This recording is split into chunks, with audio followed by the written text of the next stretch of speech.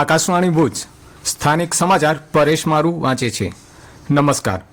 મુખ્યમંત્રી ભૂપેન્દ્ર પટેલના અધ્યક્ષસ્થાને મળેલી રાજ્ય મંત્રીમંડળની બેઠકમાં રાજ્યના સરકારી કર્મચારીઓના મોંઘવારી ભથ્થામાં વધારો કરવાનો નિર્ણય કરાયો છે। 7મા પગાર પંચનો લાભ મેળવતા કર્મચારીઓને મોંઘવારી ભથ્થામાં 2% વધારો કરવામાં આવ્યો છે। રાજ્ય સરકારના જે કર્મચારીઓ 6ઠા પગાર પંચનો લાભ મેળવતા એ કર્મચારીઓના મોંઘવારી ભથ્થામાં 6% વધારો કરવામાં આવ્યો છે। રાજ્ય સરકારના પ્રવક્તા આરોગ્ય મંત્રી ઋષિકેશ પટેલે જણાવ્યું કે મોંઘવારી ભથ્થાની 3 માસની એટલે કે 1 જાન્યુઆરી 2025 થી 31 માર્ચ 2025 સુધીની તફાવતની રકમ એક હપ્તામાં એપ્રિલ 2025ના પગાર સાથે ચૂકવવામાં આવશે। 6ઠા તેમજ 7મા પગાર પંચનો લાભ મેળવતા રાજ્ય સેવાના અને પંચાયત સેવા તથા અન્ય મળી 4.78 લાખ કર્મચારી અને 4.81 લાખ પેન્શનર્સને આ લાભ મળશે।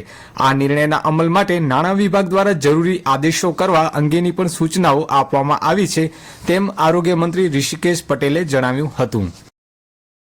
અબડાસા તાલુકાના ગુડથરમાં મોટા મતિયાદેવના સ્થાનકે આજથી 2 દિવસીય મેળાનો પ્રારંભ થયો છે। ગુડથર ખાતે આજે સાંજે દર્શન, પૂજા, રાત્રે લોક સંગીતનો કાર્યક્રમ ધર્મગુરુઓ દ્વારા જ્ઞાનવાણી યોજાશે। આવતીકાલે ગુરુવારના બપોરે 12 કલાકે ધર્મપંથ, ત્યારબાદ પેડી પ્રસાદ સહિતના કાર્યક્રમો યોજાશે। ગઈકાલે મંગળવારના સાંજે યોજાયેલી મહાઆરતીમાં મોટી સંખ્યામાં ભાઈ બહેનો જોડાયા હતા। મેળામાં કચ્છભરમાંથી તેમજ કચ્છ બહારથી જામનગર, હાલાર, રાજકોટ તેમજ મધ્યપ્રદેશ, મુંબઈ સહિત વિવિધ રાજ્યોમાંથી મોટી સંખ્યામાં મહેશપંથી, મહેશ્વરી સમાજના ભાઈ બહેનો ઉમટી પડશે। મેળામાં ચકદોડ, વિવિધ રાઇડ્સ તેમજ ખાણીપીણી, કટલેરી, રમકડા સહિતના વિવિધ સ્ટોલની બજારો ઊભી કરવામાં આવી છે।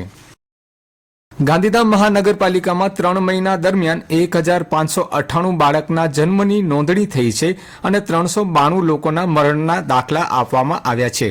મહાનગરપાલિકાના ચોપડા ઉપર નોંધાયેલા આંકડા મુજબ 1 જાન્યુઆરી 2024 થી લઈને 31 ડિસેમ્બર 2024 દરમિયાન કુલ 6699 બાળકના જન્મની નોંધણી થઈ હતી।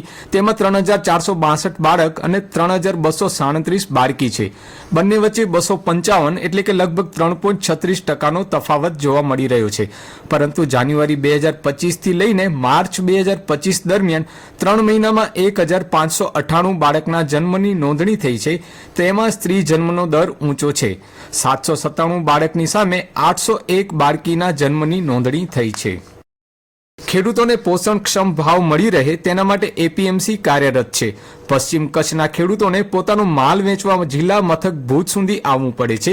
પશ્ચિમ કચ્છના ખેડૂતો માટે સમયની સાથે ઈંધણની ખપત ઘટાડવા માટે ભુજ તાલુકાના આનંદસર ગામે સબ યાર્ડ બનાવવાનો પ્લાન તૈયાર કરવામાં આવ્યો છે। ભુજ એપીએમસીના ચેરમેન હઠુભા જાડેજા અને સેક્રેટરી શ્રી બરાડિયાએ જણાવ્યું હતું કે આનંદસર ગામે સબ યાર્ડ બનાવવા સરકારે 2 એકરની જમીન મંજૂર કરી છે અને તેનો કબજો પણ મળી ગયો છે। આ સબ યાર્ડમાં દાડમ, કેસર કેરી સહિતની ખેત પેદાશોના વેચાણ માટે સુવિધા ઉપલબ્ધ થશે। સાથે વેબ્રિજની પણ સુવિધા ઊભી કરવામાં આવશે। આવનાર સમયમાં આનંદસર ખાતે સબ યાર્ડ ચાલુ થવાથી આજુબાજુના વિસ્તારના ખેડૂતોને ભુજ સુધી આવવું નહીં પડે। કચ્છ જિલ્લામાં ગરમીનો પ્રકોપ યથાવત રહ્યો છે। જિલ્લા મથક ભુજમાં આજે મહત્તમ તાપમાન 40 ડિગ્રીને પાર કરી ગયું છે। દિવસ દરમિયાન ફૂંકાતા ગરમ પવનના કારણે લોકો લૂનો સામનો કરી રહ્યા છે। જિલ્લાના પૂર્વ વિભાગના અંજાર, ગાંધીધામ વિસ્તારમાં ગરમીનો પારો સતત ઉચકાઈ રહ્યો છે।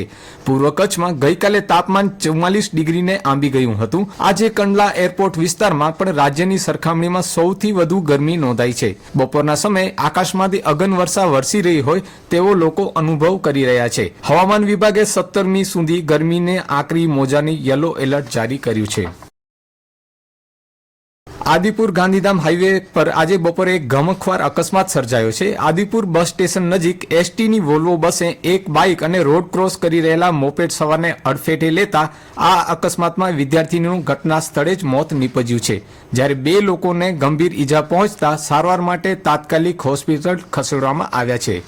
ભુજ નગરપાલિકા દ્વારા નાણાકીય વર્ષની શરૂઆત થતાં આજથી વેરો સ્વીકારવાનું શરૂ થઈ ગયું છે। માર્ચ માસની પૂર્ણાહુતિ થતાં નગરપાલિકાએ વિક્રમી વેરાની વસૂલાત કરી હતી। જૂન માસ સુધી નવો વેરો ભરનારને રિબેટ અપાશે।